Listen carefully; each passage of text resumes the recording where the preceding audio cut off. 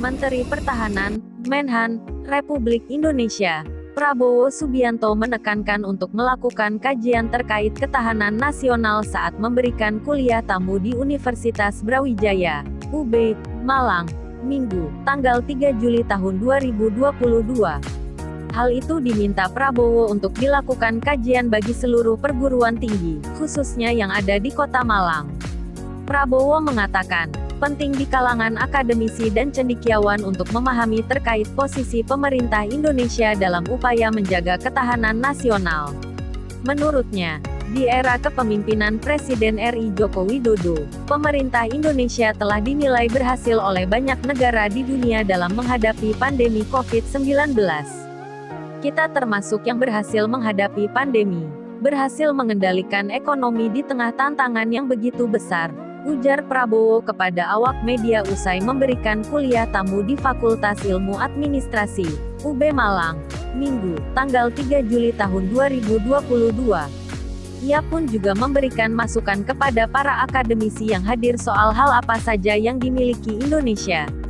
Kemudian, hal yang harus diwaspadai dan diminta untuk memikirkan hal ke depan perlu dilakukan. Alhamdulillah ada komitmen dari para guru besar untuk bekerja sama dengan Kementerian Pertahanan. Bersinergi, tegasnya. Kemudian, Prabowo juga berharap bahwa masalah ketahanan nasional juga harus dikaji di lingkup perguruan tinggi.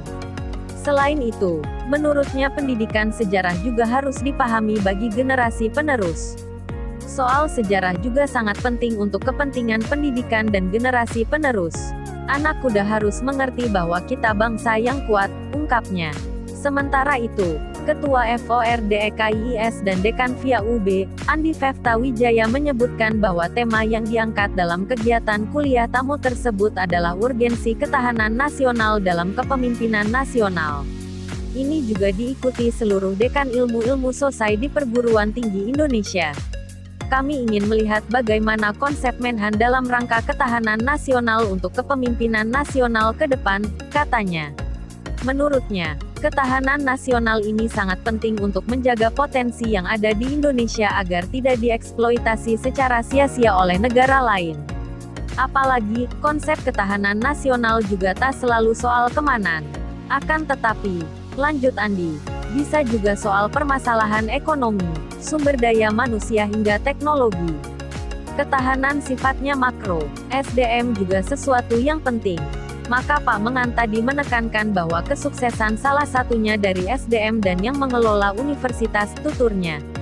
Dengan ini, ke depan Andi berpikir soal rencana akan ada kolaborasi antara perguruan tinggi di Indonesia sebagai upaya menjaga ketahanan nasional. Caranya ya melakukan pertukaran mahasiswa antar daerah. Misal teman-teman ada yang di Papua bisa merasakan kuliah di UB atau di Aceh juga bisa ke sini. Begitu juga sebaliknya. Tapi nanti mata kuliah yang diusulkan yang unggulan dan memang menarik, pungkasnya.